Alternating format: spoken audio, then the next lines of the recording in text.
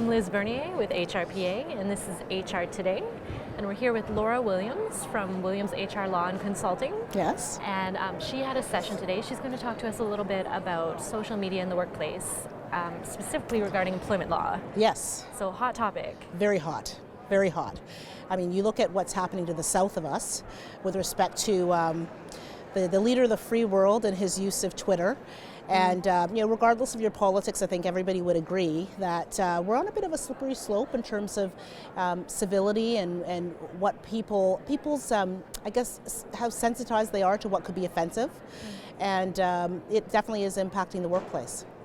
Absolutely. And so we've seen some legal changes in Ontario specifically around harassment. Yes, we have. As of September 8th of 2016, now we have Bill 132 in force and effect, and that also impacts because employers no longer have this obligation to respond to complaints only. It's if there are also incidents that are observed in the workplace and even outside of the workplace. So certainly if there's an employer or an organization becomes aware that there could be some harassing type conduct that's occurring off duty through social media that has some connection to the workplace, employers have to respond. Okay, and so we were chatting a little bit earlier about finding that line between when it is a workplace matter and when it isn't, specifically when it's an individual's personal social media. So thoughts on that?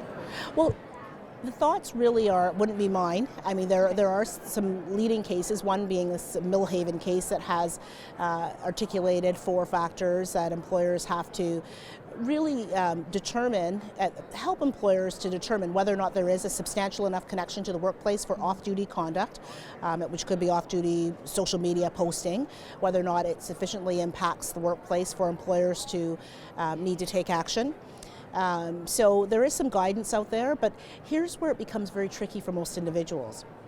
What I find offensive and what I might find kind of morally reprehensible might not meet the standard or the threshold of what truly impacts the employment relationship or has, let's say, some type of reputational impact on a business. So employers have to be careful that they're not too reactive. And really, not saying this in a self-serving way, but you really should seek advice to make sure that any assessment of an employee's, say, social media use, off-duty in particular, that you're not too hasty and that you make sure that you're reacting and responding appropriately and in a manner that where the law is properly engaged and you have a right to actually, a proper right to take steps to correct that behavior. Okay. Now, I know there's also the question of how much monitoring employers should be doing and how much is appropriate. Yes. Can you talk to us about that? Sure. I mean, employees rightfully have an expectation of privacy with respect to their internet use or their email usage or social media use within the workplace. Employers can disabuse employees of their expectations of privacy through policies. A social media policy or an internet and computer use policy is a good way to make it very clear that the employer retains rights over its technology and that any email accounts or social media accounts that they are the property of the employer and the employer will exercise its right to monitor from time to time as it needs to.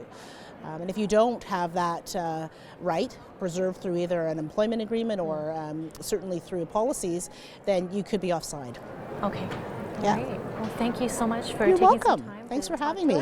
Appreciate it. Yes, you're welcome. I'm Liz Bernier. This is HR Today. Thanks for joining us.